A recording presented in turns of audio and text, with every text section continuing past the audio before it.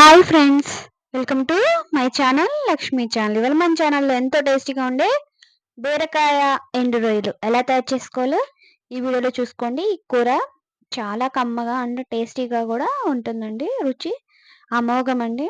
ఒకసారి ట్రై చేసి చూడండి, ఎలా వచ్చిందో నాకు కామెంట్ రూపంలో చెప్పేసేయండి. ఓకే, వీడియో చూసే ముందు ప్లీజ్ లైక్ చేయండి అండ్ సబ్స్క్రైబ్ కూడా చేయండి. ఓకే, ముందు కూర ఎలా తయారు చేసుకోవాలో చూసేసేయండి. ముందుగా స్టవ్ ఆన్ చేసేసేసి ఒక పాత్ర పెట్టేసుకోవాలి. ఇలా పాత్ర పెట్టుకొని దాంట్లో తగినంత ఆయిల్ వేసేసుకోండి. ఆయిల్ కూడా వేడెక్కాలి. ఆయిల్ బాగా కాగింది కదా, ఇప్పుడు ఎండుమిర్చి అండ్ పోపు దినుసులు, కరివేపాకు మొత్తం యాడ్ చేసేసుకొని అవి దోరగా వేగాలి. కట్ చేసుకున్న ఆనియన్స్, పచ్చిమిర్చి కూడా యాడ్ చేసేసుకోండి.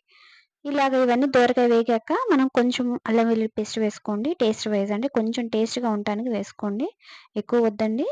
చిన్న హాఫ్ టేబుల్ స్పూన్ వేసుకుంటే సరిపోతుంది. ఈ అల్లం వెల్లుల్లి పేస్ట్ కూడా వేగాలి. అలాగే కొంచెం ఉప్పు వేసుకోండి, సాల్ట్ అనేది. ఎందుకంటే రొయ్యలు వేసుకుంటాం కదా, ఆ రొయ్యలు చప్పగా లేకుండా ఉండటానికి మనం కొంచెం ఉప్పు అనేది యాడ్ చేసేస్తాము.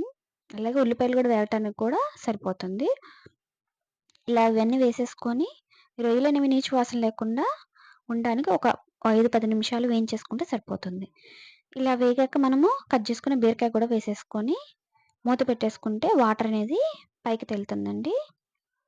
బీరకాయ అనేది మనం కోసుకునేటప్పుడు కొంచెం చేదు అనేది వస్తుంది. ఒకసారి టేస్ట్ చూసుకొని ముక్కలు కోసేసుకోండి. అలాగే బీరకాయ కూరకి లేతగా ఉండే బీరకాయలు అయితే చాలా బాగుంటుంది, టేస్టీగా కూడా ఉంటుందండి కూర అనేది. ముదురు అయితే బాగోదు కూర. అవి కూడా ఒకసారి చెక్ చేసుకొని చూసుకోండి.